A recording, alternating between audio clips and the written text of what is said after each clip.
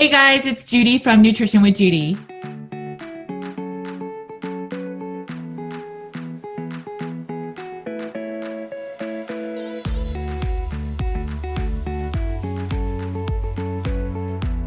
All right, guys, I hope you're having a good week. My name is Judy Cho, and I am a nutritional therapy practitioner.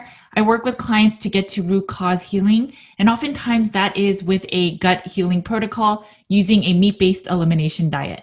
All right, guys, so today I had the pleasure of talking with Dr. Robert Kiltz. He is a board-certified OB/GYN and a endocrinologist. He is the founder and director of CNY Fertility, and he just basically helps people make more babies.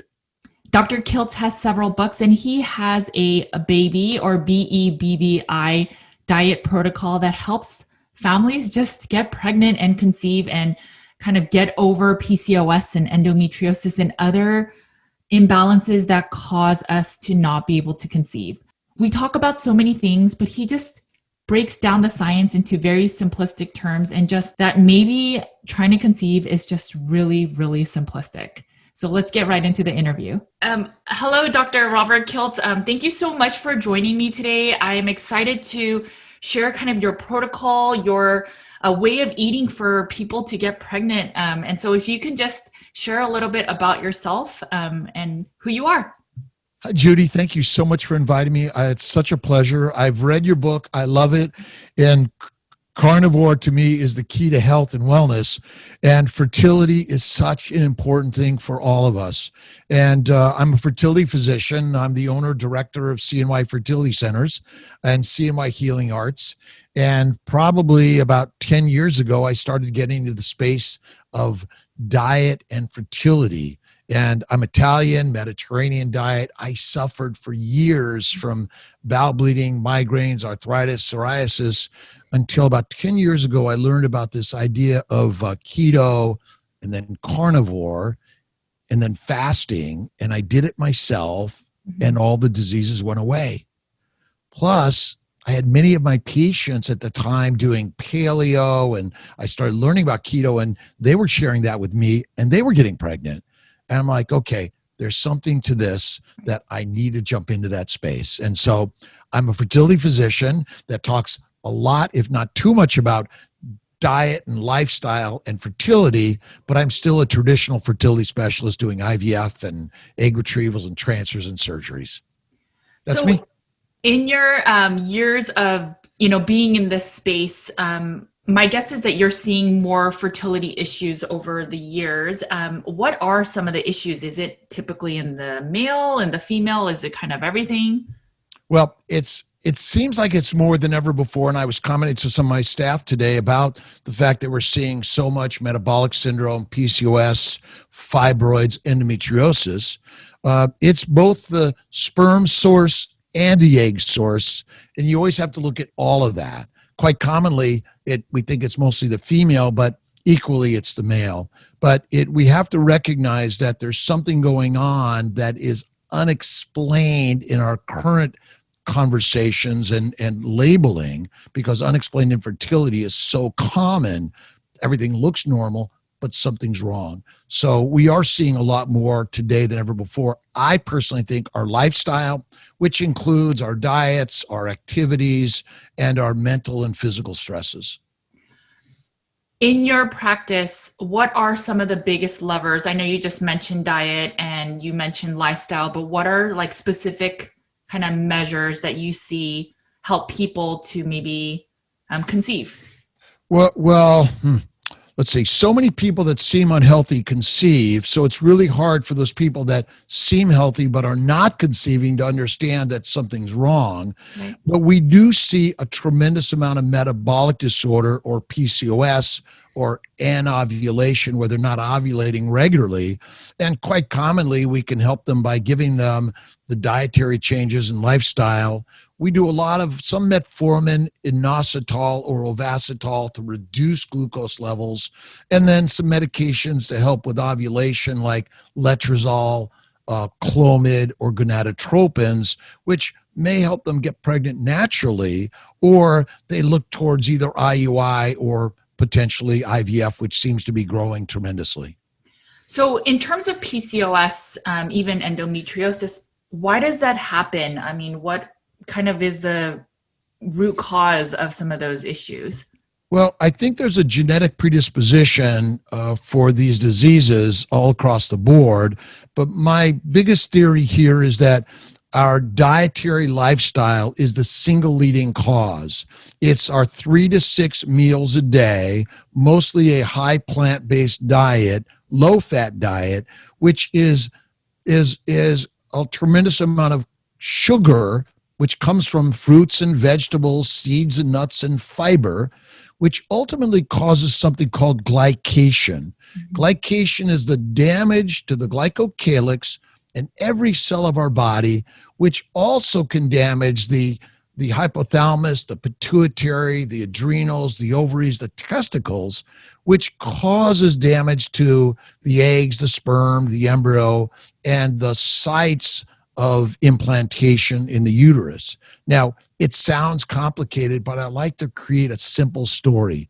Too much sugar is the single biggest cause which damages our ovulatory processes, our sperm and egg interactions, and our embryo implantations. And so that's where your dietary recommendations can be so powerful. And I talk a lot about fasting and keto that I think helps a lot of people. So there are people in the nutrition space that say a ketogenic diet is high stress on the mitochondria, on the cells. The cortisol is too much. And so it, is just taxing the mitochondrial health, and that we actually need sugar for, energy for all of our cells, and that it's the kind of front runner of energy for our cells. And so therefore, if you want to be pregnant, it's probably better to manage your endocrine system with, smaller meals, maybe more sugars, maybe reducing some of the polyunsaturated fatty acids. Have you seen any merit to this in your practice, or?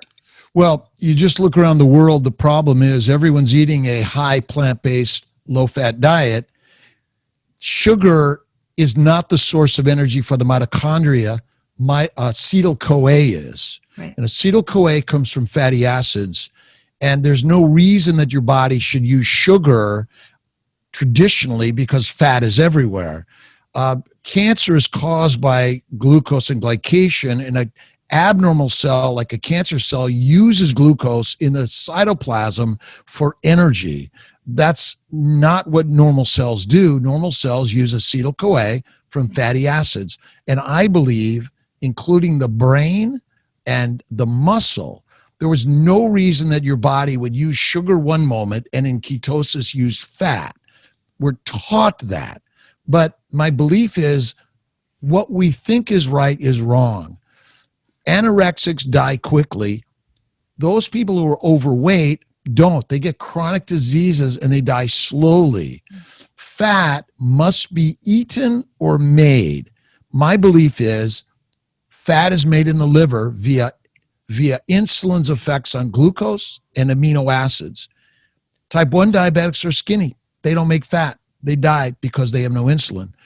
Liver failure patients actually also become diabetic even though they have insulin and glucose.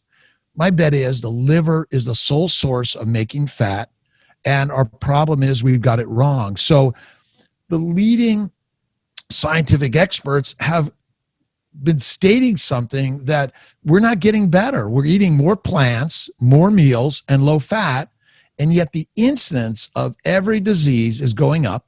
The cost of healthcare is going up.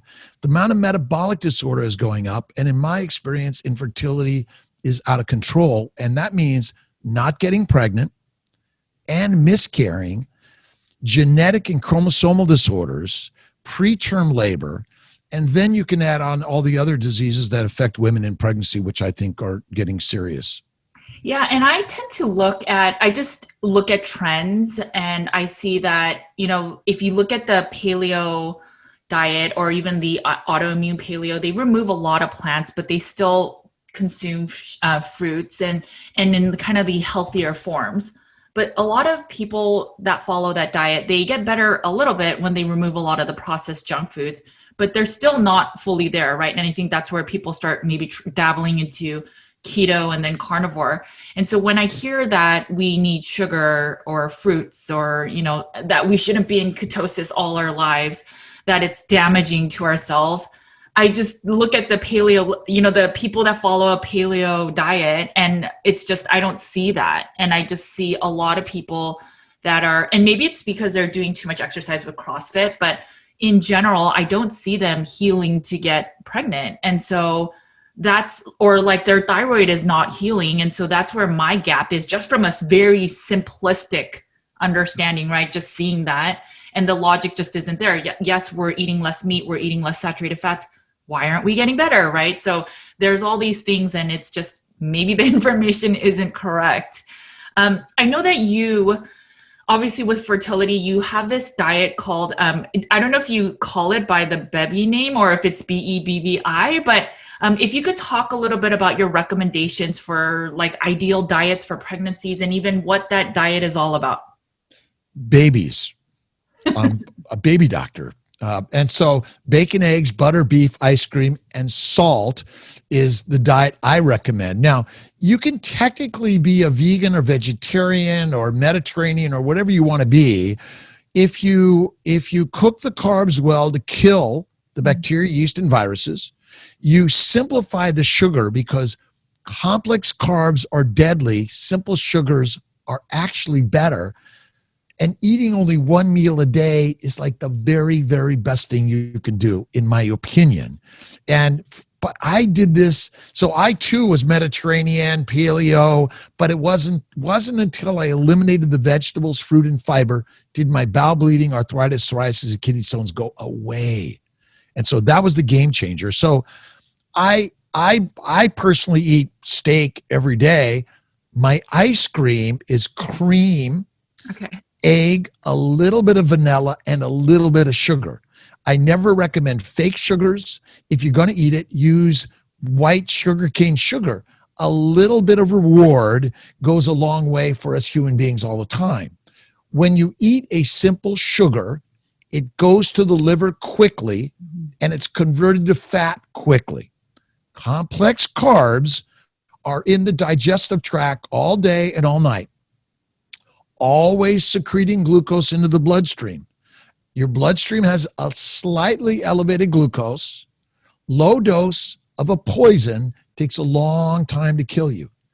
That's the killer. And so, again, the baby's diet is just kind of sort of that acronym to sort of help us sort of have a little fun with this. You can use beef bacon, you can use chicken and oysters and lobsters, but most diets are actually lean meat, right, and not fatty meat. So keto, technically, as we describe it, because we label keto, is a high fat, low carb, low protein. Our body needs very little protein, but it needs a tremendous amount of fat. If you don't eat it, you're going to make it. And so that's why the one meal a day is like amazing. Even if you're a vegan, vegetarian, or standard eater to anything, if you simply go to one meal a day, that will lower your overall glucose levels. That means ketones really probably aren't such an important thing anyway, because some people have low ketones and low glucose, but they're still in great shape. Right. So my sense is that we kind of make ketone bodies too important. Acetyl-CoA from fatty acids is the thing that I think is most important. And so I emphasize these components, whether you're a vegan, vegetarian, a standard eater, or a carnivore. You know, what's interesting is, so a few things of what you just mentioned. So if you do one meal a day, and let's say you have gut imbalances, my general thought process is that I'm not the biggest fan of OMAD, just because if you have gut imbalances, you have one chance to absorb all your nutrients. And then for women, you know, we tend to kind of undereat. And then there's that risk of undereating and then not getting all of your nutrients absorbed in the small intestine. And then also, if you've just not eaten a lot of fat over the years, to then try to absorb 80% kind of fat in terms of total calories, that would get a lot of people running to the bathroom. And so what are your thoughts with that? Okay, so as long as the bowels have food inside them, they're going to get damaged. Okay. Now, obviously, our intestines are this is their job, but they never get a chance to heal. The glycocalyx is the most important part of our bodies that almost no one knows anything about. So whatever we came from, whatever our diet was, we likely did not eat 3 to 6 meals a day. We may have had only 1 meal a day or less. And so we are built to make fat quickly, and we're only using fat from our stores for energy. So the bowels can go days, if not weeks, without food in them. The number of organisms that fast for weeks and months is greater than you and I even understand. Remember, the food industry's job is to sell you and I food. Our science of food is highly prejudicial and incorrect. The very best thing that anyone can do is 1 meal a day or less. But remember, you get twice the calories from fat. Right. So if you eat fat, you actually cleanse the bowels, you reduce inflammation, and you provide the super fuel for the Ferrari, which is what we are. So we're addicted to food. Well, who isn't? If you aren't addicted to food, something's wrong with you. Our brain says food's around, you better eat it, because if you don't, you'll die from famine. So we have convinced ourselves how important it is to keep food in our bowels. But that's just a made up story that we've created to make us feel good. But the science of the human body is remarkable. 1 to 3 minutes without air, 1 to 3 days without water, but 1 to 3 weeks or months without food. That's what we're built for. So, again, because everyone's used to having food around all the time, I'm hungry. That isn't a true physiologic need. It's a mental need, because your body is not going to let you give up food, because if you do and there's a famine next week, you're dead. So what about women that are trying to get pregnant? So, again, we need to make sure to get all the nutrients. So do you recommend them doing like alternative day fasting and extended fasting? No, 1 meal a day, because human beings are diurnal beings. We can do daily habits, but to do a Monday, Wednesday habit doesn't make any sense for anyone. So I do a daily habit. I do meditation, prayer every day. I get my 1 meal a day at night. For me, it's a fatty steak, some foie gras, butter, salt, and maybe a little ice cream. But the nutrients what we need, the fat soluble vitamins are in fat. Right. A, D, E, K are all fat soluble vitamins. Well, if you don't eat fat, you're going to need a supplement. The problem is we don't eat the organ meat or the fatty meat that actually turns out to have all the supplements our body needs. Right. So again, we do not really see much of a supplement or a vitamin deficiencies in our current environment, but a high plant-based environment does have a lot of supplements missing, and vitamins and minerals missing, and they need to take the supplements. I haven't taken a vitamin or a supplement in years, and I gave up exercise 10 years ago because that's the other deadly component. So those women who are attempting pregnancy and they're pregnant and they're post-pregnant, this dietary recommendation, I think, is the home run, which again, it's not what our doctors tell our patients. So I see patients do keto, get pregnant. They go to their OB doctor. They say, you know what? You better eat for your baby 3 to 6 meals a day. And don't forget to get lots of fruits and vegetables, because they have all the minerals and vitamins. But then they miscarry, or they have a preterm labor. So it really is important, in my opinion, you stick to some keto. I call it Kiltz's keto lifestyle, or the baby's diet. 1 meal, 1 snack, and that's the home run. You mentioned that sugar can be not so ideal for the body. And I know that you just mentioned that ice cream, it's like a little reward is not too bad. do you recommend that people have that ice cream kind of every meal, or their one meal a day? Sugar, so some sugar in and of itself is not deadly to our body. It's Paracelsus came up with the term, the dose makes the poison. Right. So we can eat glucose and it will be converted to fat. It will reduce our glucose levels. So it's the constant slight elevation that's really the killer. Now, my ice cream and chocolate, by the way, I do from time to time. But since I only eat one meal a day and it's a simple sugar, the insulin goes up, glucose is converted to fat in the liver. It goes down to the normal level, which now is okay. So, if we're eating pasta and bread and pizza and even vegetables all the time with fiber and fruit, we're putting into the belly, we're filling the bucket full of carbs, which takes days for the carbs that you ate today to be micronized and internalized and converted to fat.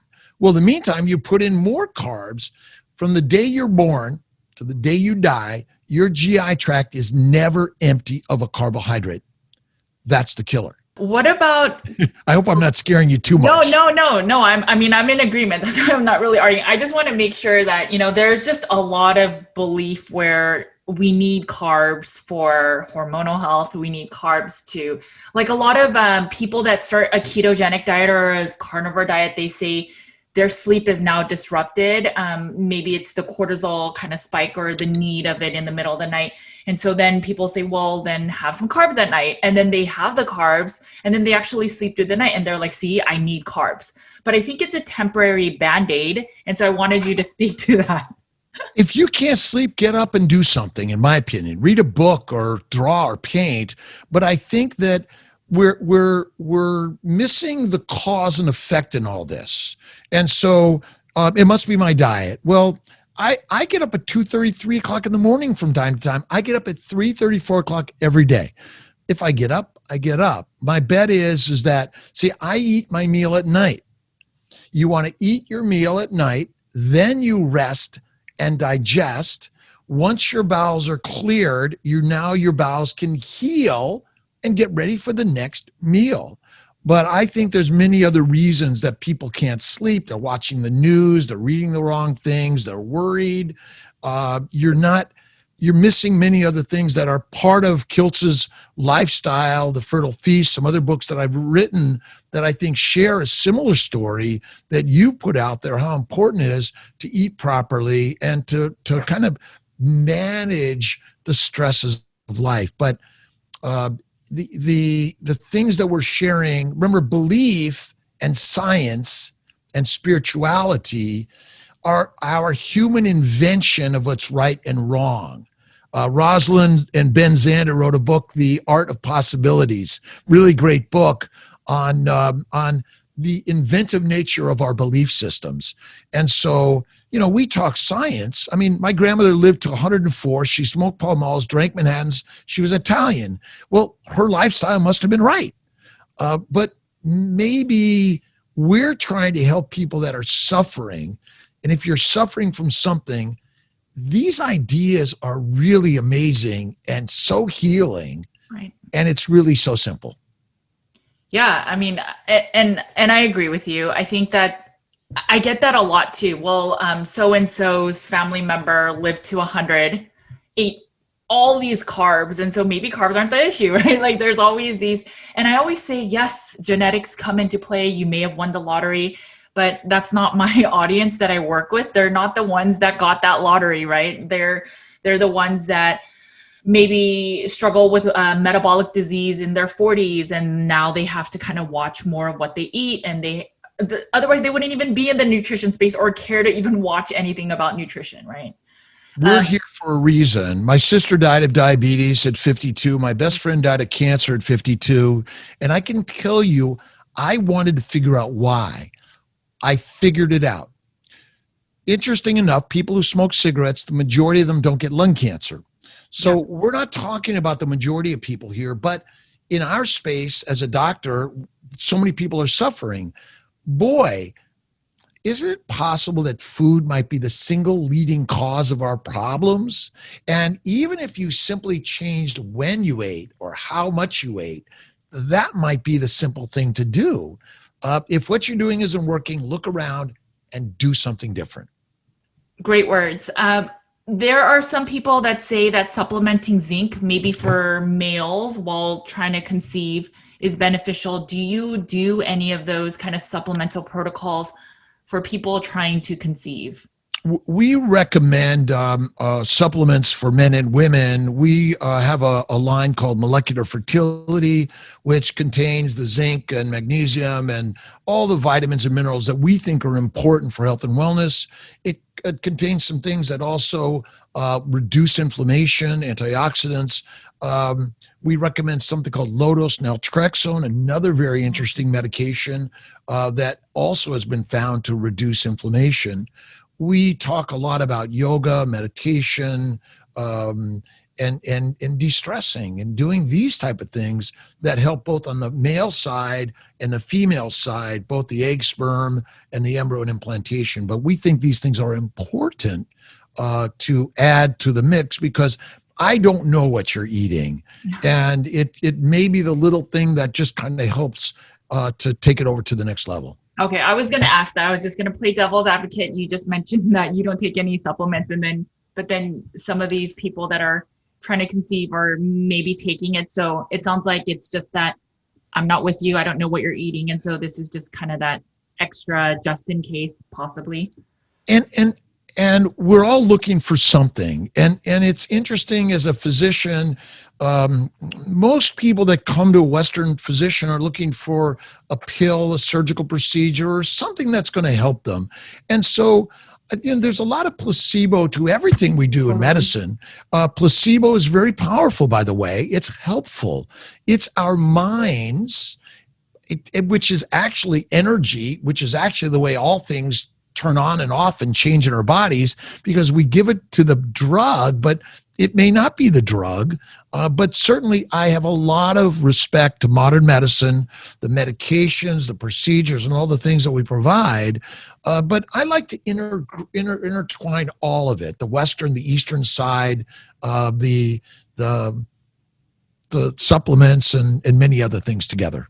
I agree. I think that it's interesting. So I like to focus on stress management. I talk about how stress affects all the adrenals, the endocrine system, the hormones, and then how that could even affect your sex hormones, right? So if we're producing too much cortisol, we're not going to be producing a lot of the DHEA, even the pregnenolone to become progesterone, and so on and so forth. And I also consider mindset, and it's so huge because our minds can manifest so much. And that's why the placebo effect works. That's why FDA requires that any new drug has to show efficacy beyond the placebo effect, right? It just shows that our mind can make a water pill or a sugar pill do magical things that it's never intended to do. And this is why mindset is so important and why I talk about it. But I think we are also kind of wired or have been trained in our cultures to believe just find the next thing, right? It's the next new vegetable, the next new diet that will fix everything. But sometimes it's just fixing up there, right? Our mindset, our behaviors, our thoughts. So about 20 years ago, I started something called CNY Healing Arts and Mind, Body, Smile. So I wrote a book called The Fertile Secret, which is, and I started doing daily videos and sharing all these things, and I focused on the mind. Yoga, meditation, prayer, acupuncture, massage, all these things. And so that's where I initially came into this. Okay. And many of my clients were then again getting pregnant on this dietary change. That's how I moved into the diet stuff along with the mindfulness. So now I sort of integrate mindful. So what you put in the mind and the mouth is actually the mastery of I call it the miracle machine. That's pretty powerful. And I think that makes so much sense. I've said this in some of my videos, but what I notice with some of my clients that heal faster is one is consistency, but the other thing is mindset, right? So are you coming into this thinking, well, I don't know if this could work. I've heard some people say it doesn't. And then, that mindset of, I don't know.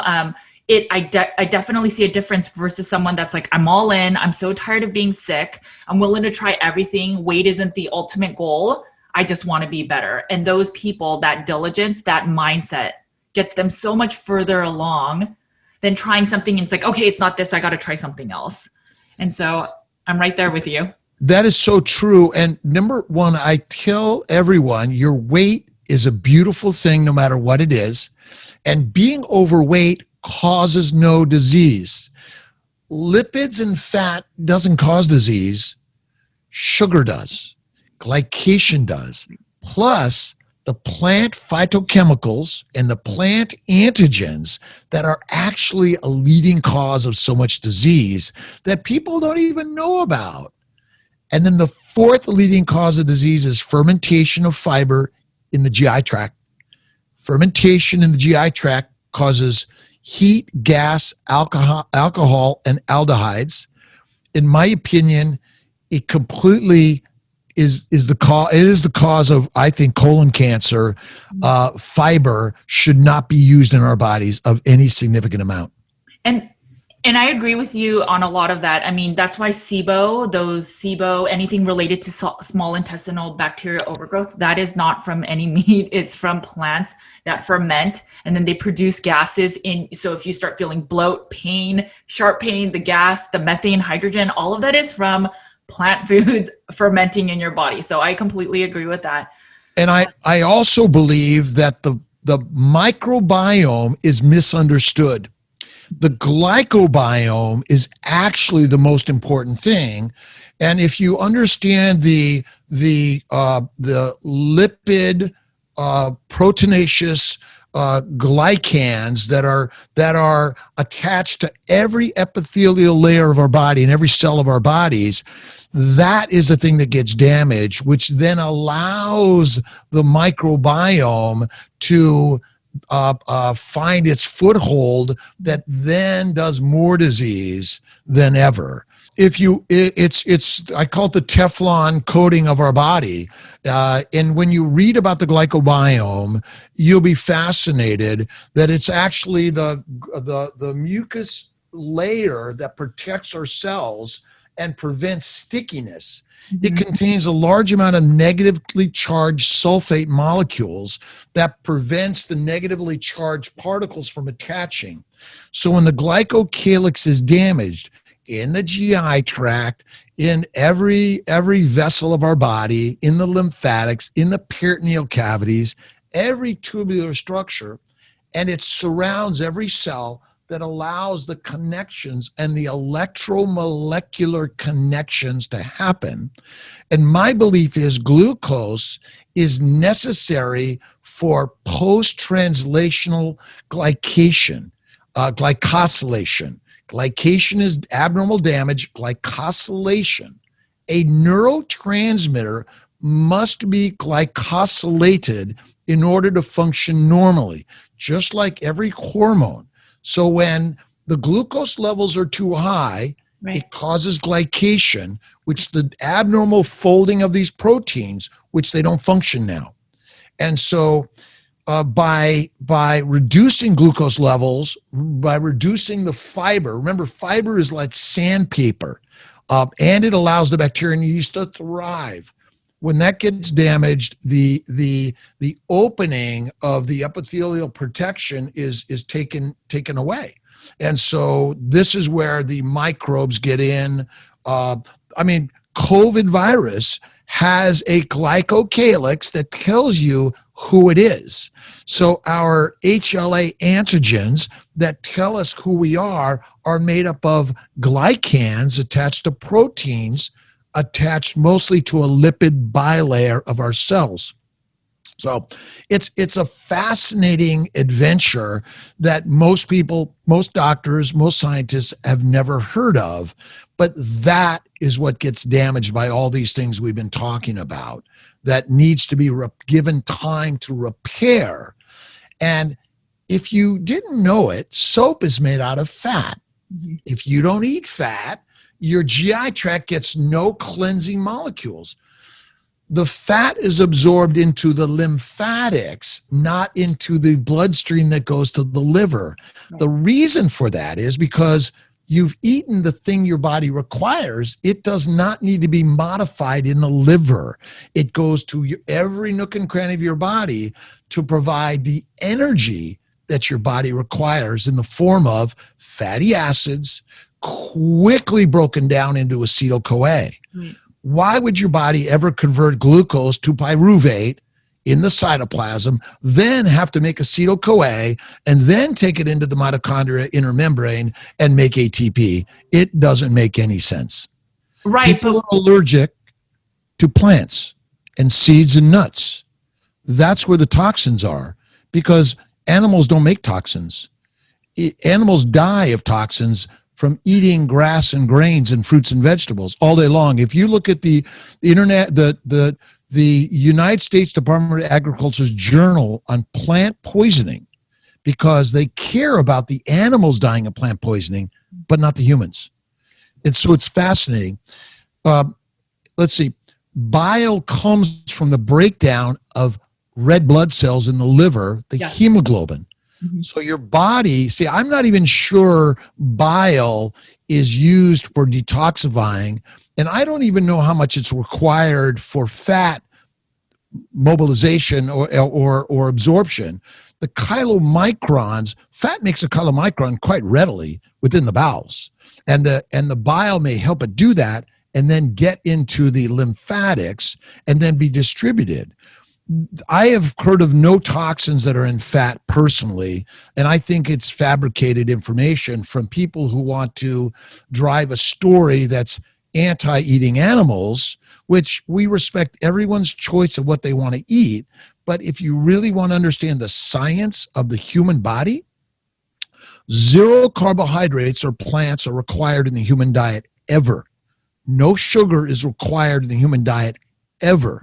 What's required are fatty acids and amino acids, Yes. and the minerals and vitamins that come from eating an animal-based diet will fill everything your body needs, not a plant-based diet. So if someone who eats only plants needs a supplement made by a human being, well, that's not a normal human diet, because you would not be without disease if you ate only that. One thing I'll just add to the plant toxins is I know a lot of people say, well, we'll just eat like the organic variety. And I know that that has really nothing to do with the anti-nutrients, but I just want to make a case that we also are trying to produce a lot more crops, and the crops we use, whether it's the GMO variety, is just super toxic with the glyphosate proven to cause cancer, but even the organic varieties, and that's what we don't talk about, right? We say, well, the organic plant foods are healthier, they're cleaner, but they're really not. I mean, some of them maybe, but there are some, and I talk about this in Carnivore Cure, but there are some organic herbicides, insecticides that are so powerful, they make the lab version, and then they decide, fine, we won't call it organic because and we'll make a cheaper version, and we'll sell it because it works so well. So the question is, besides all the anti-nutrients in plants, is it also like the chemicals we're using that then we're ingesting? And like, that's the part that we don't talk about, and nothing will protect you from that. Whereas if you eat the animal's digestive process, even if they're eating toxic plants, will still save us in some, amount of barrier from the toxin. Well, there have been known deaths from people drinking milk or an animal that consumed a toxic chemical, but that's extremely rare. Right. The leading diseases we see are related to metabolic disorder, which is a high plant-based, sugar-based diet. We are not seeing people dying of pesticide overdoses. It's just not there. Okay. So it's Fair enough. probably there, but the majority of pesticides are made by the plant, because the plant's only mechanism of preventing someone from eating them is to either kill them directly or disrupt their reproduction. Plants make that, and that's really what the key is. From all the decades that you've been kind of helping people and families just procreate, like what would be your big tips? I know we've talked about diet a lot, about managing stress, just managing other kind of areas in life. Well, my general recommendation is one meal a day, Okay. one snack. It's a simple thing to reduce the amount of exposure in your gut and your bloodstream to the sugars and the toxins that you may be consuming. The other is add the fat. Now, for vegans, it's a plant oil because actual fat's an animal and oil comes from a plant.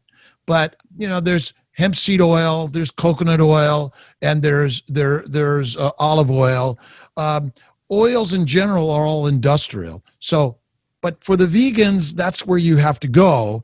But cook the carbs well because it simplifies them, reduces the exposure to the virus, bacteria, and the yeast, and it simplifies them so they could absorb better.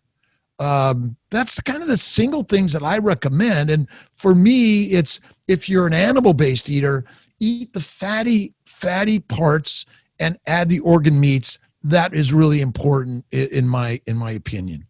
Would you still say do OMAD or one meal a day if someone just cannot consume a lot of calories in one meal? Well, fat contains twice the calories as a protein or a sugar. So believe me, since almost everyone eats a low fat diet, there's very little people that wouldn't benefit from adding Kiltz ice cream. So look at one meal, two at the most. But remember, the more you put food in your belly at separating the times, that means the more likely you're never going to have a low carbohydrate exposure of your bloodstream. So by getting your blood glucose low, now remember, a lot of people have withdrawal because we're addicted to sugar. Sure. It takes 2 to 4 weeks to do this. It's a habit that you must do the work in order to make the change. So I would say that if you can't, just do the best you can right now as you're working to be whatever that perfect is. If you're feeling better in what you're doing, fantastic. A quick question about ovulation and just getting menstruation. So there are some people that say if you menstruate, that doesn't necessarily mean you ovulate. Is that true? Is there any merit to that, or does that even matter? There's only one way to know if you're ovulating, and that's if you get pregnant. So you may have regular menstrual cycles, but you still may not be releasing the egg. The egg and the sperm may not get together.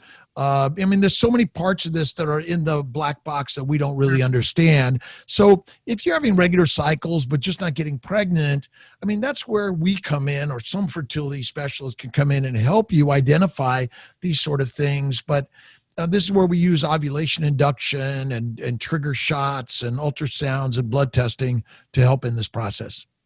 At what point, when someone's been eating carnivore, keto, let's say their period's regular, at what point when they're still not getting pregnant, should they kind of, go to go to someone like you to kind of get tested, like, is everything working? And then even try IVF. 6 months to a year is sort of that number we use. But truly, if you're interested in getting pregnant, it's not a bad idea to see your OBGYN, your primary care, and talk about them. You might find something in your history, like, I had testicular cancer as a kid and they, radiated me or something. And that might be something you don't wait. Or a woman who has very irregular periods isn't going to wait the 6 months to a year, is going to talk to a specialist or their primary care or OBGYN earlier.